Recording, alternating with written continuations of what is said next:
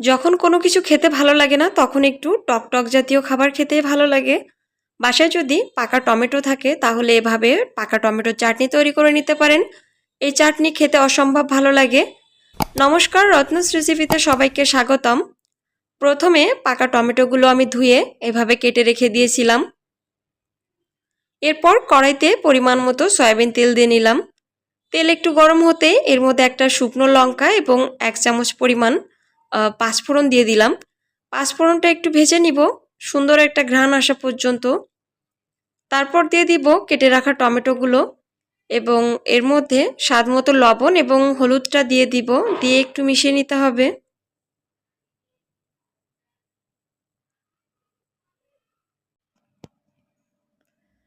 লবণ হলুদ টমেটোর গায়ে মিশিয়ে নেওয়া হয়ে গেছে। এখন ঢাকা দিয়ে রেখে দিব কিছুক্ষণের জন্য। বেশ কিছুক্ষণ পরে আমি ঢাকনা তুলে একটু মিশিয়ে নিতে হবে। টমেটো দেখতেই পাচ্ছেন অর্ধেকটা গলে গেছে, বাকিটা রান্না হতে হতেই গলে যাবে। এখানে কোনো জল ব্যবহার করা যাবে না। চাটনির মধ্যে যদি একটু তেঁতুলের মাড় ব্যবহার করা হয় তাহলে এই চাটনির টেস্ট আরও বেড়ে যায়। তেঁতুলের মাড় তৈরি করতে হবে। প্রথমে তেঁতুল জলে 1 ঘন্টা মতো ভিজিয়ে রেখে দিতে হবে। তারপর হাত দিয়ে একটু চটকে নিলেই তেঁতুলের মাড় হয়ে যাবে। আমি এখানে 1/2 কাপ পরিমাণ চিনি দিয়ে দিলাম। 1/2 কাপ চিনিতে এখানে টক মিষ্টি ভালো একটা টেস্ট এসেছিল।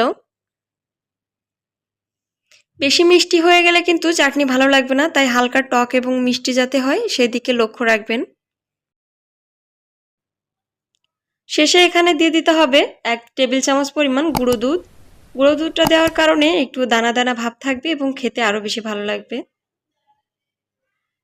চাটনিটা প্রায় হয়ে এসেছে। আমি আর একটু নেড়েচেড়ে মিশিয়ে নিব। এরপর চুলার আঁচটা অফ করে দিব। ভিডিওটি যদি ভালো লেগে থাকে তাহলে প্লিজ আমার চ্যানেলটিকে সাবস্ক্রাইব করবেন, সেই সাথে লাইক, কমেন্ট এবং শেয়ার করবেন। সবাই ভালো থাকবেন, সুস্থ থাকবেন। নমস্কার।